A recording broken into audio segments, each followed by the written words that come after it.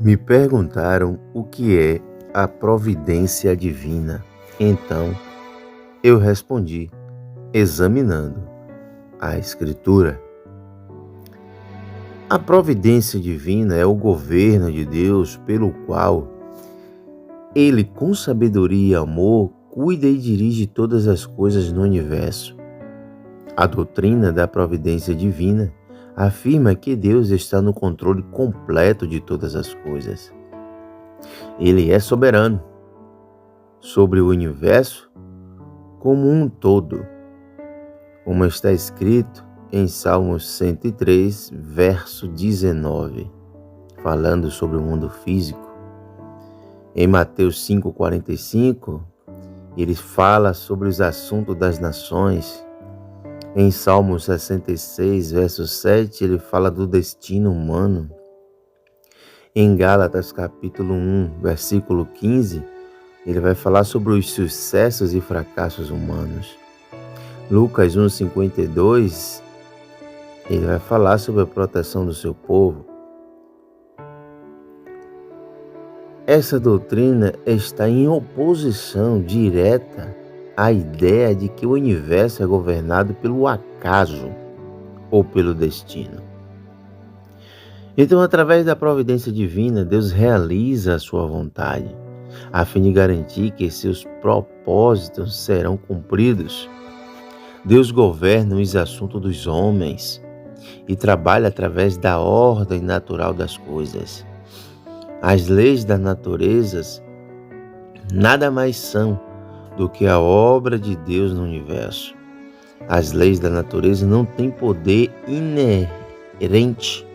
Antes, são os princípios que Deus estabeleceu para governar o funcionamento normal das coisas. São apenas leis porque Deus as decretou. Então, como a providência divina se relaciona com a vontade humana?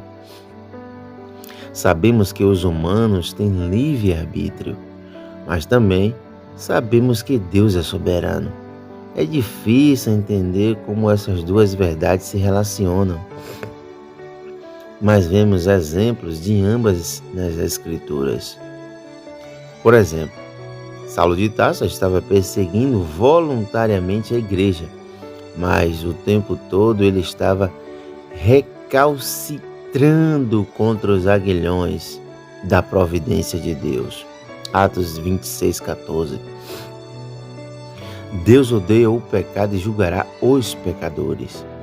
Deus não é o autor do pecado. Ele não tenta ninguém a pecar, Tiago 1,13. E não tolera o pecado.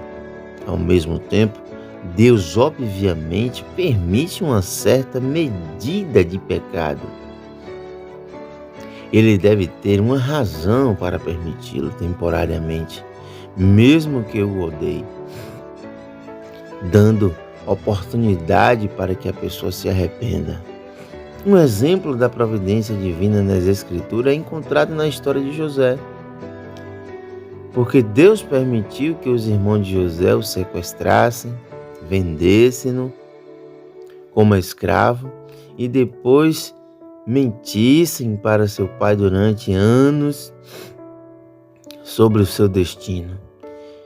Isso foi previsto e Deus ficou descontente. No entanto, ao mesmo tempo, todos os pecados contribuíram para um bem maior. José acabou no Egito, onde foi nomeado primeiro-ministro. José usou a posição para sustentar o povo de uma vasta região durante uma fome de 7 anos, incluindo a sua própria família.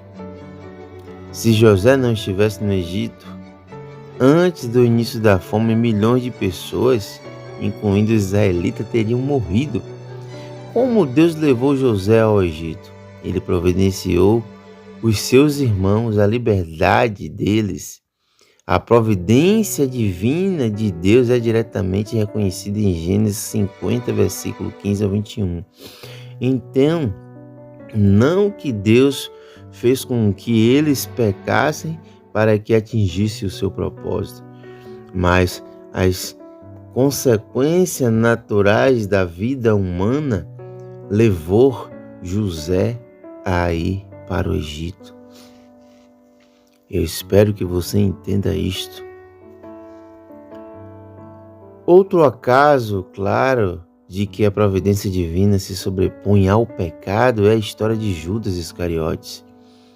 Deus permitiu que Judas mentisse, porque ele escolheu este caminho. Então, ele mentiu, enganou, trapaceou, roubou e finalmente entregou o Senhor Jesus na mão de seus inimigos. Então, tudo isso era uma grande maldade e Deus ficou descontente. Mas, no entanto, ao mesmo tempo, todas as conspirações e maquinações de Judas levaram a Jesus Cristo a um destino, a salvação da humanidade, ao projeto de Deus.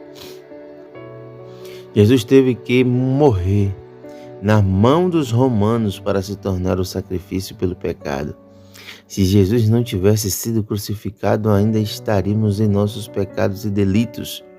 Como Deus levou Cristo à cruz, Deus providencialmente permitiu a Judas a liberdade de realizar uma série de atos. Jesus afirma isso claramente em Lucas 22, porque o Filho do Homem, na verdade, vai segundo o que está determinado e escrito, mas ai daquele por intermédio de quem ele está sendo traído. Observe que Jesus ensina tanto a soberania de Deus, ou seja, o Filho do Homem vai segundo o que está determinado, quanto a responsabilidade do homem.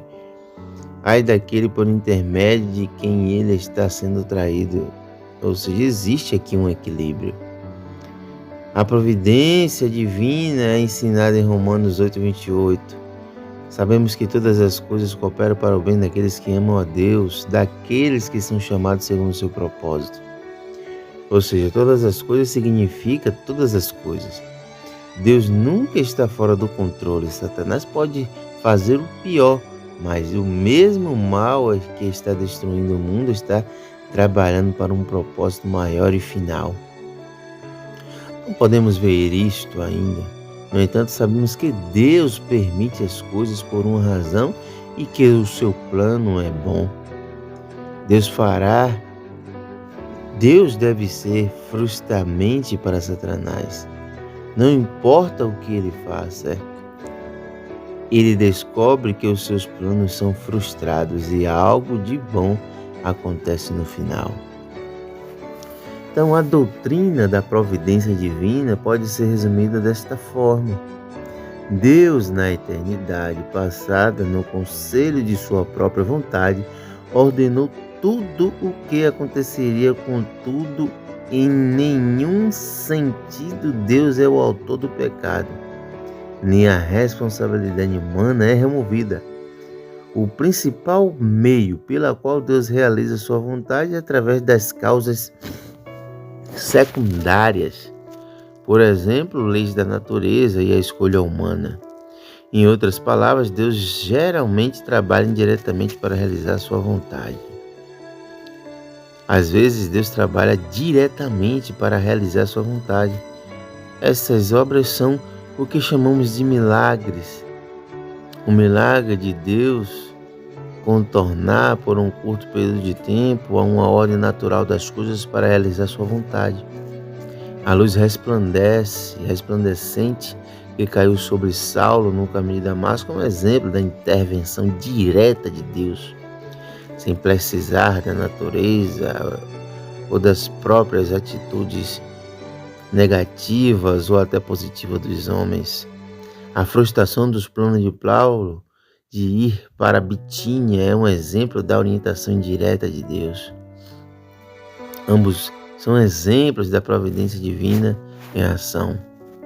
Há quem diga que o conceito de Deus orquestrados, direta ou indiretamente, todas as coisas destrói qualquer possibilidade de livre-arbítrio. Se Deus está no controle total, como podemos ser verdadeiramente livres nas decisões que tomamos? Por outras palavras, Porque o livre-arbítrio seja significativo, deve haver algumas coisas que estão fora do controle soberano de Deus. Por exemplo, a contingência da escolha humana. Suponhamos que, para fins de argumentação, que isso seja verdade. E então, se Deus está no controle completo de todas as contingências humanas, suponhamos que, para fim de argumentação, que isso seja verdade. E então, se Deus não está no controle de todas as contingências, então como Ele poderia garantir a nossa salvação? Fica uma pergunta aqui para você. Paulo diz em Filipenses capítulo 1, versículo 6, que aquele que começou a boa obra em vós há de completá-la até o dia de Cristo Jesus. Se Deus não está no controle de todas as coisas, então a promessa e todas as outras promessas divinas estão em dúvida. Se o futuro não pertencer completamente a Deus, não teremos total segurança de que a nossa salvação será completada. Isso é uma ignorância pensar desta forma, porque Deus, Ele está no controle de todas as coisas. Além disso, se Deus não está no controle de todas as coisas, então Ele não é soberano. E se não é soberano, então não é Deus. Assim, o preço de manter contingências fora do controle de Deus resulta na crença de que Deus não é realmente Deus. E se nosso livre-arbítrio pode superar a providência divina, então quem é Deus? Nós somos? Então essa conclusão é inaceitável para qualquer pessoa com uma cosmovisão bíblica. A providência divina não destrói a nossa liberdade, mas pelo contrário, a providência divina leva em conta a nossa liberdade e na infinita sabedoria de Deus estabelece um rumo para cumprir a sua própria vontade. Ou seja, Deus, Ele é soberano. Deus, Ele tem um controle de todas as coisas. Deus, Ele tem um controle da sua vida de acordo às suas decisões que você toma. Certamente que Ele intervirá diretamente, sem as suas ações, como Ele fez com Paulo. Mas Ele esperou o momento certo para agir diretamente. Hoje nós vemos o mundo em guerra. Observamos o mundo indo de mal a pior, mas nunca se esqueça que Deus está no controle de todas as coisas para que os seus projetos e os seus propósitos sejam cumpridos. Esta foi a resposta que eu dei quando uma pessoa me perguntou o que é a doutrina da providência divina. Que Deus te abençoe. Que Deus te guarde e faça aqui a sua pergunta. Quem sabe nós estaremos aqui respondendo. Deus te abençoe, Deus te guarde e até o próximo vídeo examinando a Escritura. Deus te abençoe.